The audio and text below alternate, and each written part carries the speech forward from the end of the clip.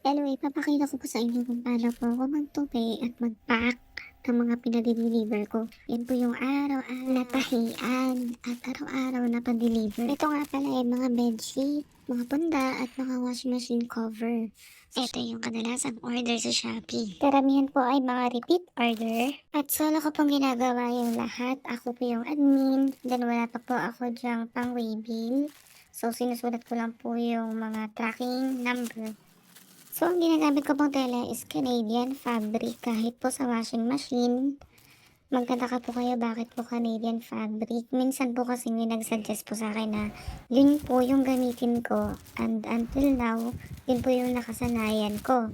Kasi ang hirap po maghanap ng supplier ng waterproof na tela. Kadalasan po sa mga ino-order ko via online, pag dumating po sa akin yung material na yun, manipis or di kaya po madaling mabasa. So, kailangan ko po talaga yung supplier na actual kong makukuhanan, hindi po online. So, i-explain ko po yan sa mga buyer ko. Pero minsan, meron po talagang ibang kamukha na nilalagay ko na po sa description yung mga bawat items ko. Pinapaliwanag ko po kamukha ng mga washing machine cover na Canadian fabric po siya, hindi po siya waterproof, dustproof lang po or sunproof. Then sa design po, pinapipili ko na lang sa chat kasi doon ko po sinesend yung mga available na on hand ko po, mga design. Pero kung may matuturo po kayo sa akin or mai-suggest na mga supplier na legit po na waterproof at makapal, pwede nyo po i-comment or mention nyo po kung meron man pong mga supplier dyan. Hello po. Basta kaya ko po yung presyong ibibigay ninyo, why not? Para po tama lang din maibigay kong presyo sa mga buyer ko. Kasi sigurado kapag kagamit ko na po yung waterproof na yan, sigurado maiiba ko yung presyo. Kasi alam mo naman natin na mahal po yung waterproof. Lalo na po pag makapal. Maliban po sa mga bedsheet at punda, tsaka washing machine, gumagawa rin po ako ng mga ref cover. Depende po. Minsan may nagre-request ng may foam. Minsan naman po okay lang na walang foam.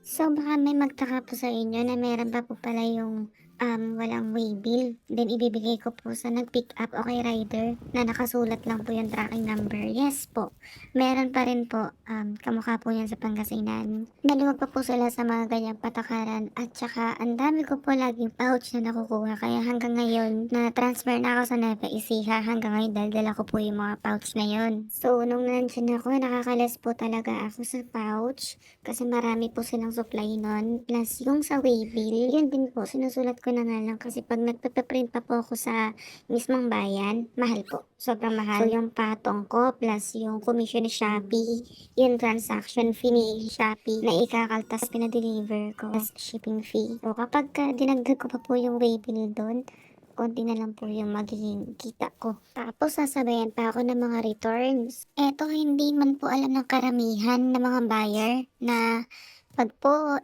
hindi nyo kinlaim yung mga in-order ninyo or kinancel ninyo, tapos ibabalik po sa amin yon. Meron po kaming binabayaran na shipping fee. Ay kaltas po yun sa amin na 80 pesos. Hindi lang po yun, maliban po sa 80 pesos na yun, meron pa po kami matatanggap na penalty. Kasi nga po kinancel ninyo or di po kaya pina-return ninyo. Unfair po sa amin yung makakatanggap pa kami ng penalty plus nagbayad pa kami. So, yung account namin or yung shop namin, malalagay po sa alanganin kasi magkakaroon kami ng penalty.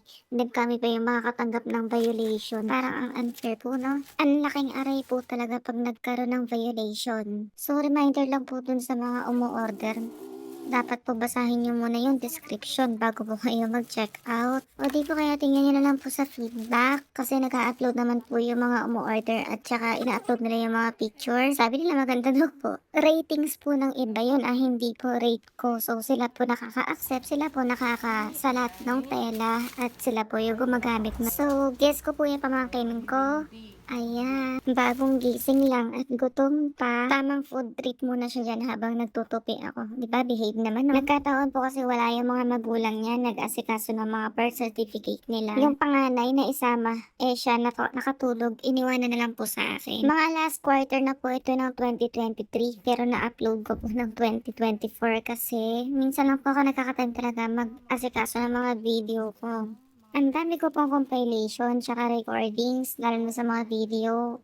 Pero yun lang po, kulang po talaga ako sa Okay. time nung andyan po ako kasi solo ko po Ayun, lahat. tinuturo mo.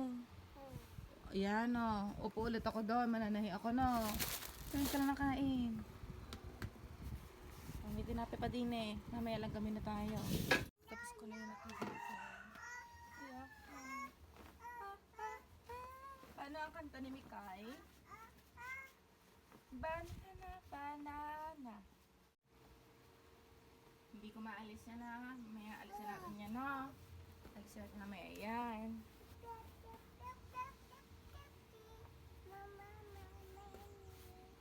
Wow! Wow! Nakatapos ang nanay.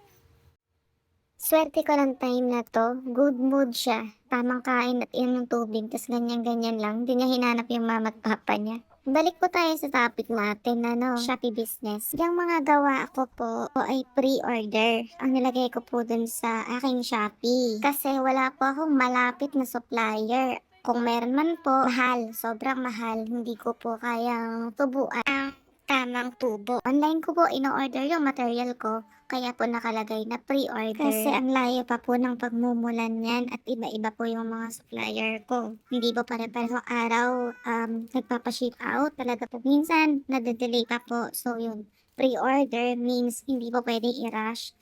Pero minsan natatambakan ako. Kaya nangyayari, ayun, natataranta ako. At minsan, nangyari pa, napagpalit ko po yung bedsheet at saka washing machine. Siguro kung may katulong akong magpa, baka maiwasan pa yung pagpapalit-palit, po. Kasi solo ko lang po kasi ako yung admin, then ako pa yung gagawa, ako yung magtatabas, ako yung magpapak, maliban pa dun, isusulat ko pa yan sa board para lang matandaan ko kung sino yung buyer, ano yung order niya, ano yung size, then yung tracking number. Yun pa yun. Tumutulong naman sa akin minsan yung asawa ko, pero limitado lang po yung alam niya. Ako pa rin po yung overall na lahat na gumagawa. Nakaka-excite naman po talaga mag-business, lalo na kapag kakapang-kapa ko na po yung negosyo na yun. Ganun talaga, minsan may malakas na araw na marami yung order, minsan naman may matumal. Pero kahit papano hindi nawawalan, yun po yung importante doon. Minsan po naiisip ko, suntok sa buwan po talaga pagka nagnegosyo ka sa Shopee.